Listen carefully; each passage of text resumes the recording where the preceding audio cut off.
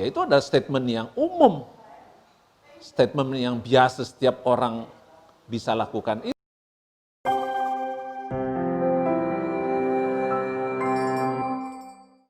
Shalom saudara, selamat jumpa kembali di dalam Voice of Hope hari ini.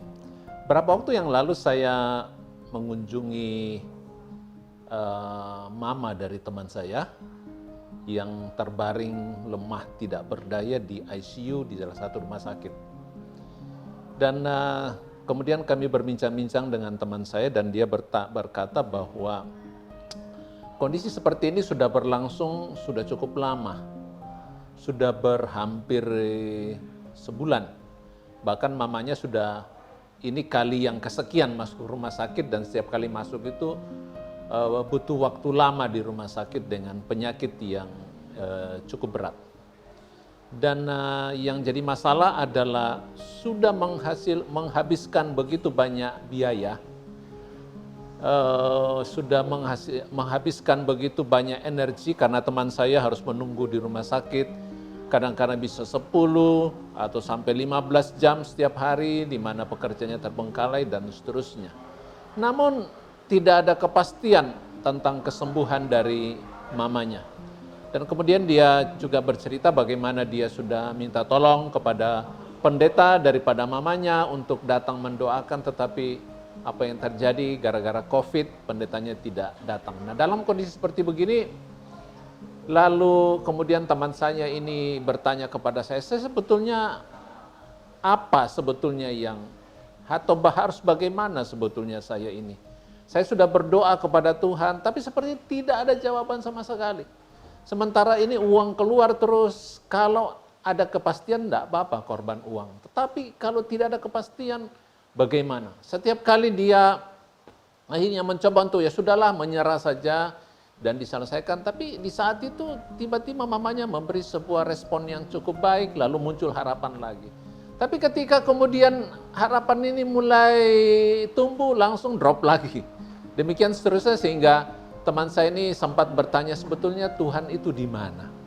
Dan Tuhan itu mau apa sebetulnya dalam kondisi seperti begini?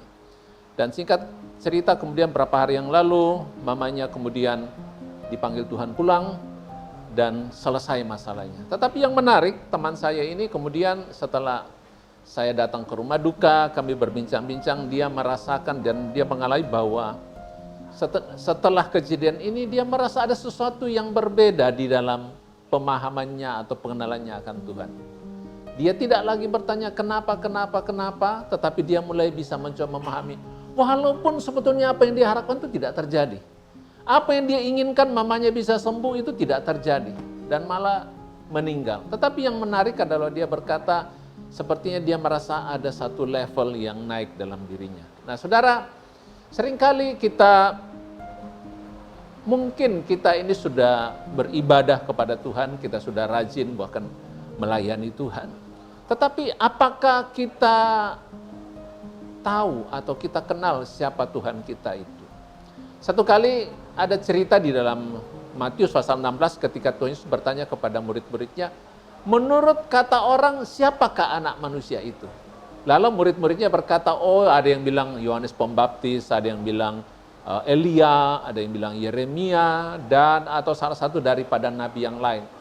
Lalu Tuhan Yesus kemudian bertanya, kalau menurut kalian siapakah anak manusia itu? Lalu dengan mantap Petrus berkata, engkau adalah Mesias, anak Allah yang hidup. Wow, luar biasa. Dan pernyataan ini mendapat pujian, pengakuan dari Tuhan Yesus, tapi kemudian Tuhan Yesus berkata, Petrus, bukan engkau yang ngomong itu, tetapi Bapakku yang ngomong itu melalui engkau. Ini menunjukkan adanya sebuah kebenaran bagaimana Petrus yang tadinya sebetulnya mungkin sebelumnya dia juga tidak terlalu mengenal siapa Yesus itu. Tapi melalui berbagai kejadian dia sampai pada satu statement yang benar tentang siapa anak manusia itu. Nah demikian juga dengan teman saya ini. Sebelumnya ya mungkin semua kita hampir sama barangkali, tahu tentang Tuhan. Kita mungkin sering mendengar, oh Tuhan itu baik gitu ya. Nah, kenapa orang berkata Tuhan itu baik? Karena mengalami kebaikan Tuhan. Karena mengalami pertolongan Tuhan. Karena mengalami sebuah mujizat atau apa yang tidak pernah kepikir sebelumnya. Ada solusi, ada jawaban dalam kehidupannya. Seperti yang dia inginkan. Sehingga dia katakan Tuhan itu baik. Sama dengan ketika saya punya teman. Dan ketika saya butuh sesuatu dan saya datang kepada teman saya. Dan teman saya langsung menolong saya. Saya bilang, oh teman saya itu baik. Ya itu ada statement yang umum. Statement yang biasa setiap orang bisa lakukan itu. Tapi bagaimana seandainya apa yang kita harapkan dari Tuhan itu tidak terjadi dalam kehidupan kita? Masihkah kita bisa katakan Tuhan itu baik?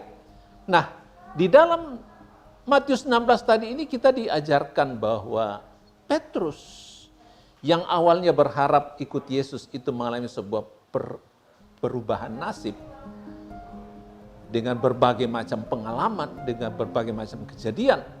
Dia sampai pada sebuah statement mengatakan, engkau adalah Mesias, anak Allah yang hidup.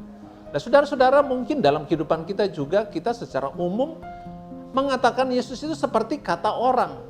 Seperti apa yang dikatakan orang lain, oh Tuhan itu begini, begini. Tapi bagaimana dengan aslinya kita?